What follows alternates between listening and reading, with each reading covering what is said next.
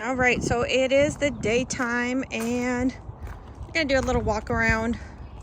We have been busy the last couple days, so I haven't been able to make any videos yet, but I'm gonna do an update, checking on the plants. This rose is still alive, yay.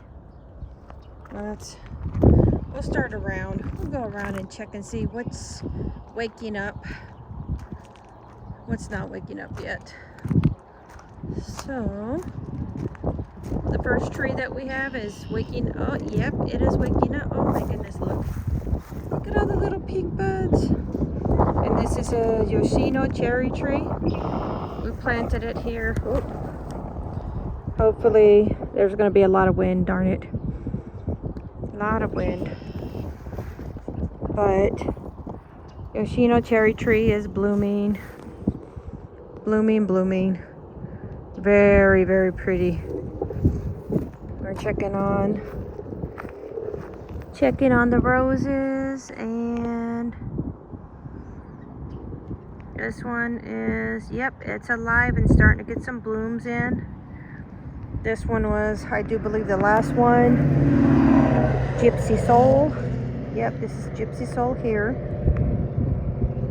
And this one here is, I do believe it, I found out what it was called. It was called Sentimental.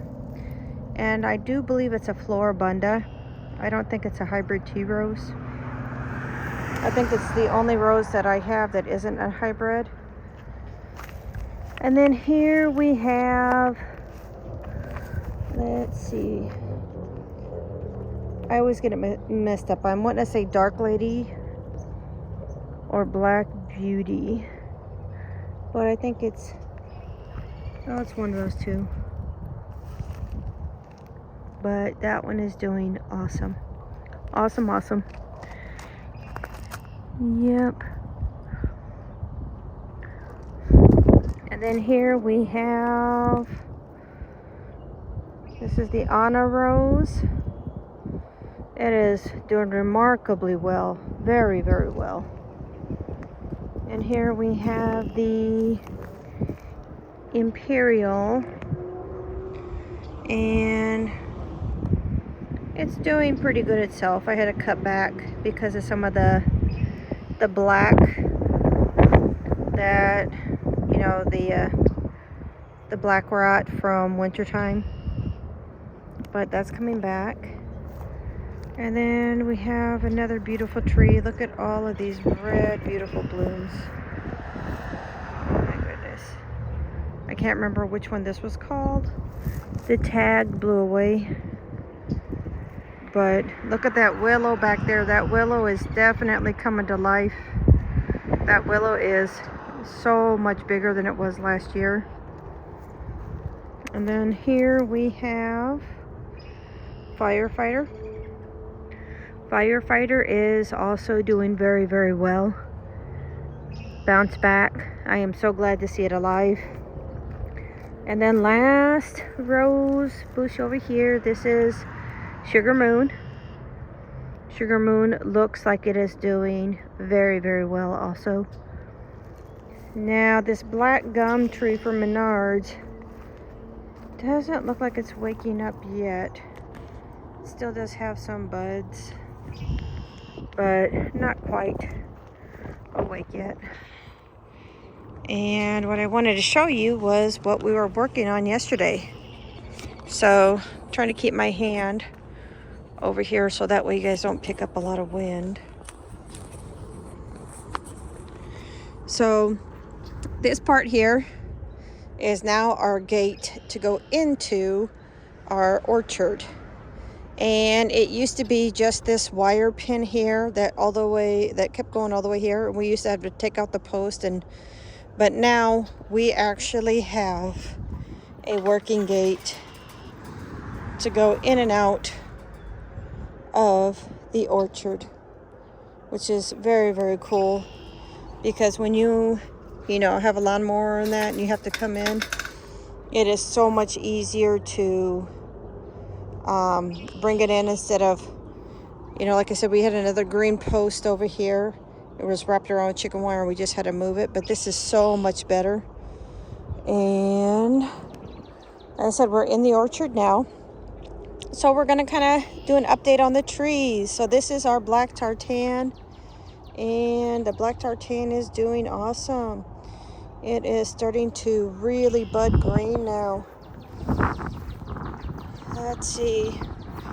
Now the black tartan was from last year. It was only one of 3 cherry trees that were alive. This one here we just got. This is the, let's see, this is the being. And the being cherry tree is adapting very, very well. It looks very, very healthy and alive. And then we come down here and we have little baby Stella. Let's see what baby Stella is doing. And she is also doing very well. Baby Stella tree buds are starting to come in. And we'll pan around. Uh-oh. Now we have Morrow over there, and he's using his little handsaw to cut down a couple more trees while it's still dry. That little handsaw is just the coolest little toy. But it just kind of helps to keep everything cleaned up so we don't get overrun with trees. Mosquitoes are coming out. All right, so this is one of the first of the apple trees. And I know I lost my tag on it, but this is the Red Delicious.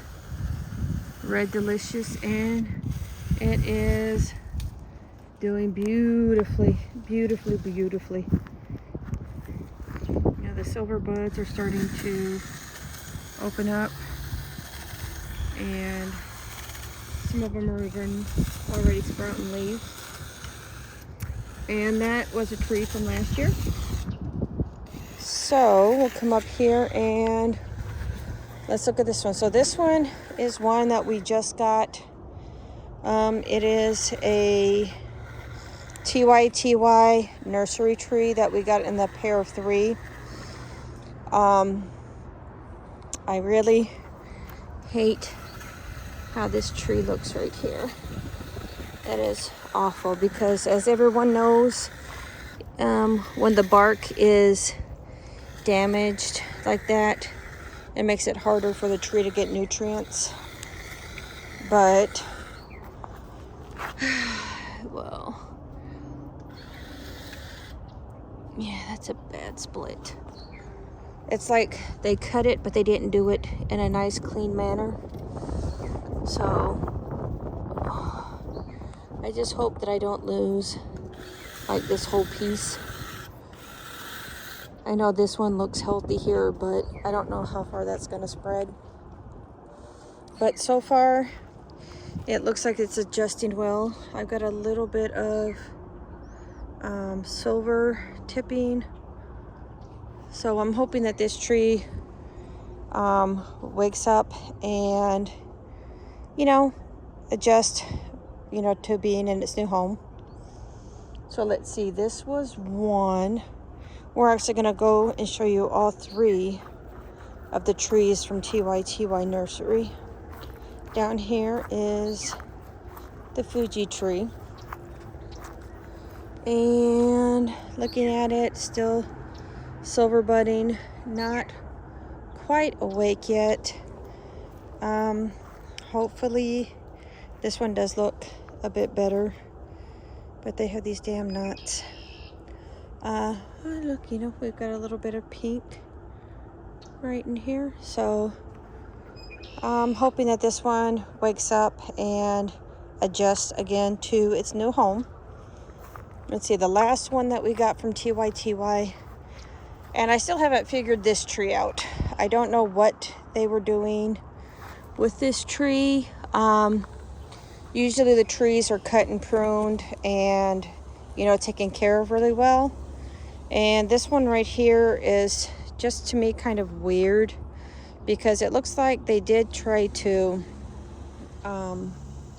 start it, but we have just like 2 feet of bareness between where they try to cut it. I don't know. I mean, I might end up shaping it a little bit different once it gets established, but it has just a bottom part here and then nothing, and then a top part. So I'm not any kind of professional at cutting apple trees or anything yet, but to me that's just kind of weird. If you have an apple tree or a fruit tree like this, what would you recommend doing? I don't know if I should just cut off all the bottom and leave the top. I don't know if I should just cut the top. I don't know. But we'll peek down here and see. This is the Granny Smith, I'm gonna zoom in, that we had last year, that a rabbit ate almost all the way around the bark. So we lost the tree, unfortunately, but it looks like a sucker actually is growing out of right on top of where the graft is. The graft is like down at the bottom. The graft is down here. So I do believe this is a sucker from the original tree. And look, it's got a couple buds on it. So who knows? I did a little bit of research and they say that suckers can, you know, turn into another tree. So we're just gonna kind of see what that does. And we're gonna come up here and we've got the Sooooo tree. Now the Sooooo tree looks a little bit rough. It has some bark problems. And when I come over here, there is some blackness down here. Now I've been spraying it with antifungal and neem oil and all that kind of stuff to try to get that cleaned up and fight against that. So I'm hoping that that doesn't do anything bad to the tree, but it is starting to bloom. It is, and so that definitely gives me hope for this tree.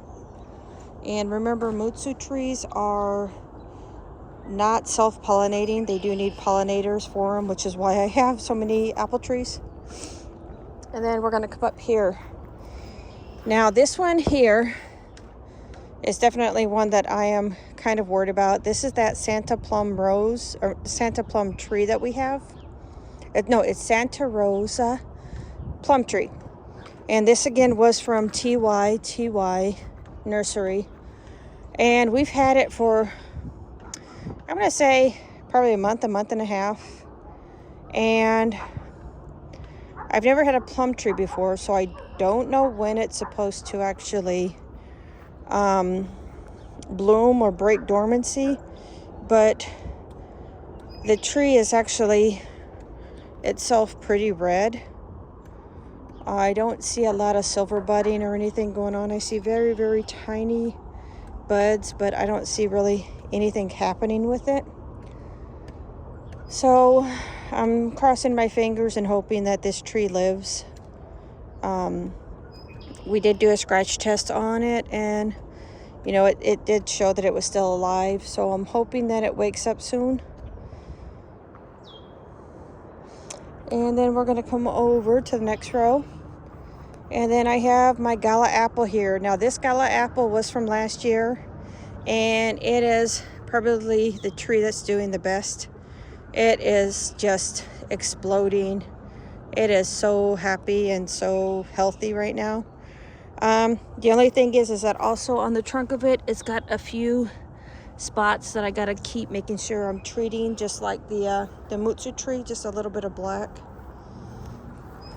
But we're gonna try to keep it healthy. Let's see. This is the Honeycrisp tree that we just got also. And yeah, we got it from the Home Depot. So this one actually, like I said, all these trees are cut, and it kind of makes sense. That Granny Smith tree there, like I said, I don't see any rhyme or reason with how they cut it, but this one right here has got a lot of great branches. Definitely silver budding. The silver buds are opening up, and you see the leaves in that starting to come out. So this one right here, as of right now, looks like it's pretty good and established and happy. Trying to do that. And then here we have the Jonathan apple tree. This apple tree also was from last year, and it is starting to do some leafing out.